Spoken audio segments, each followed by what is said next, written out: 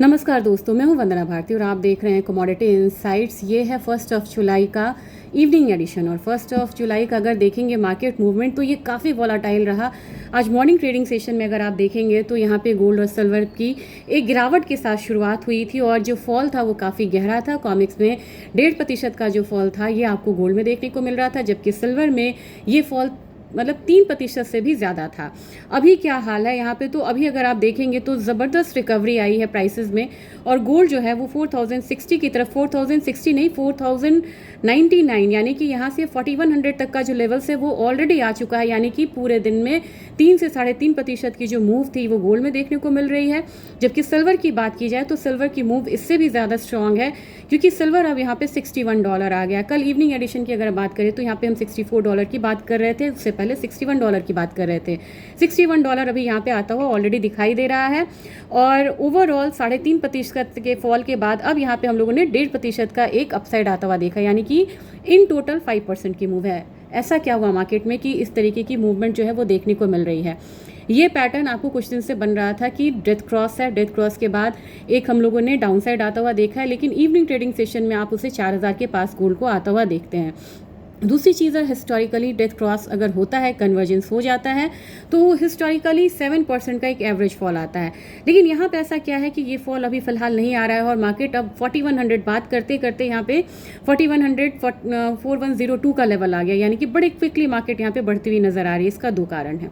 पहला तो हम बोलेंगे कि आज केविन वॉश की स्पीच थी और वो पूरा मार्केट जो है वेट कर रहा था, क्योंकि जून में जब उन्होंने पहली अपनी डेब्यू स्पीच दी तो वो काफ़ी धमाकेदार थी, क्योंकि ट्रंप ने इस उम्मीद में उनको यहाँ पे अपॉइंट करा था और वो आए थे कि शायद यहाँ पे रैपिड इंटरेस्ट रेट कट हो, लेकिन उन्होंने बात करी इंटरेस्ट रेट हाइक की। इंडिकेशंस दिए, यानी कि उन्होंने स्टेटमेंट नहीं इंडिकेशंस दिए, क्योंकि इन्फ्लेशन को कंसर्न बताया। अब यहाँ पे आप देखेंगे उन्होंने बात करी है वो जापानीज येन के बारे में भी उन्होंने बोला कि वॉलेटिलिटी बहुत ज़्यादा है, ये कंसर्न रख रहा है मार्केट के लिए।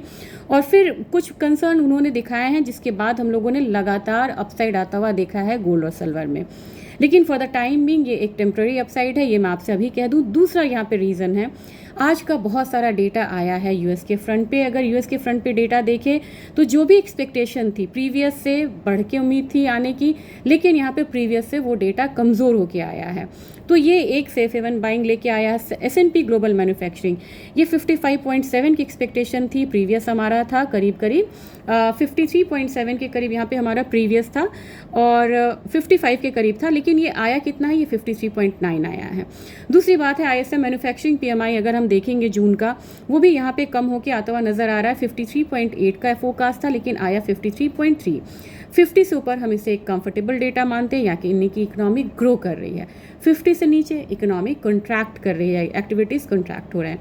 अब आप कहेंगे कि ये तो 50 से ऊपर है, तो क्यों फिर यहाँ पे एक प्रेशर आ रहा है? क्योंकि लगातार हायर साइड से तीसरे महीने यहाँ पे ऐसा हो रहा है कि ये डेटा का डाउनवर्ड रिवीजन हो रहा है, यानी कि डेटा वीक होके आता जा रहा है। तो ये कंसर्न है इकोनॉमी के लिए।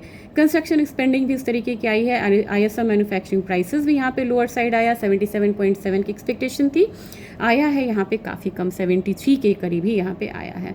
तो ओवरऑल अब यूएस इकोनॉमी में एक कंसर्न है, तो उनकी मार्केट पे तो असर होगा ही। उनकी मार्केट पे अब असर ये आ रहा है कि थोड़ा बहुत हम लोगों ने S&P में एक गिरावट आता हुआ देखा, लेकिन अब वहाँ पे थोड़ा सा हायर साइड संभलता हुआ दिख रहा है।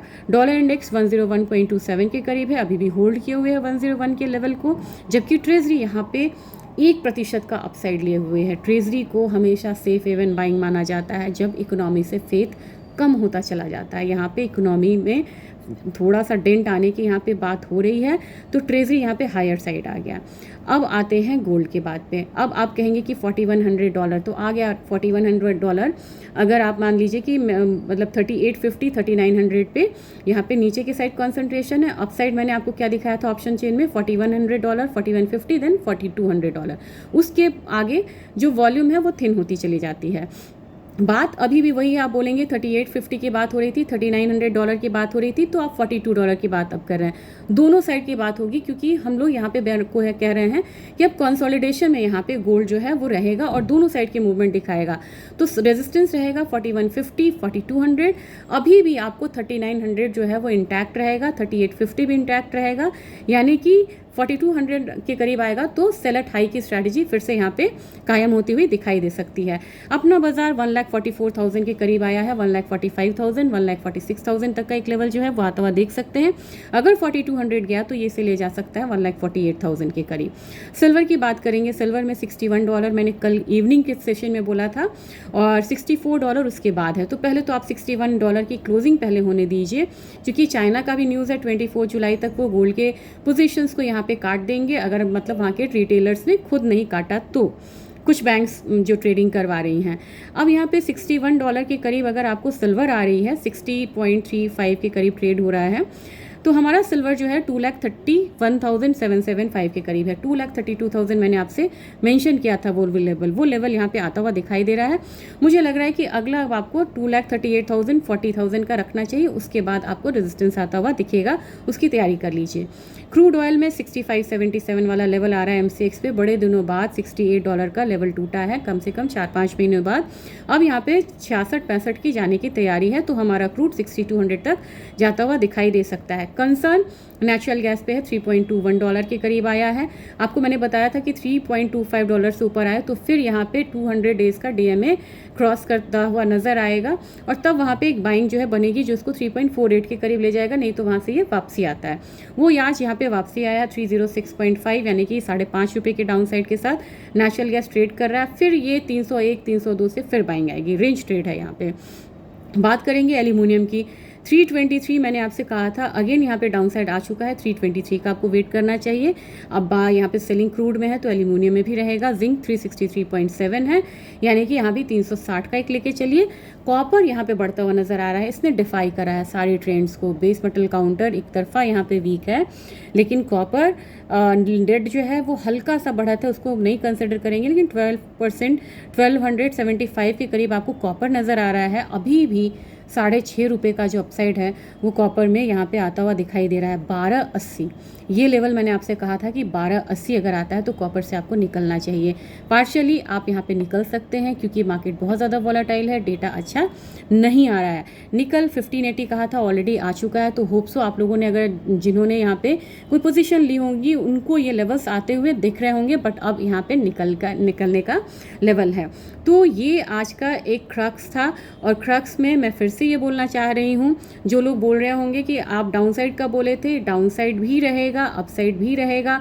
3900 3850 से बाइंग आएगी, 4200 4150 के करीब से आपको सेलिंग आएगी। ये एक रेंज ट्रेड का मार्केट है। हमारा बाजार 1,40,000 और ऊपर में 1,48,000 का एक लेवल ले सकता है। सिल्वर में $61 पहला पड़ाव, दूसरा पड़ाव $64, नीचे का अभी भी आपको $57-56 इंटैक्ट है, कहीं वो मतलब बहुत दूर नहीं है। एक न्यूज़ आएगी और वहाँ पे हम पहुँचते हुए दिखाई दे सकते हैं। और सिल्वर में ऊपर का आपको 2,40,000, नीचे आपको 220 का लेवल अब बनता हुआ नज़र आ रहा है। और जिनकी यहाँ पे ETF में बाइंग है उनको होप्स हो कल यहाँ पे बड़े अच्छे लेवल्स जो हैं वो आते हुए मिल सकते हैं, अगर ये चीज़ें अपनी क्लोजिंग जो है वो हायर साइड करें। Thank you.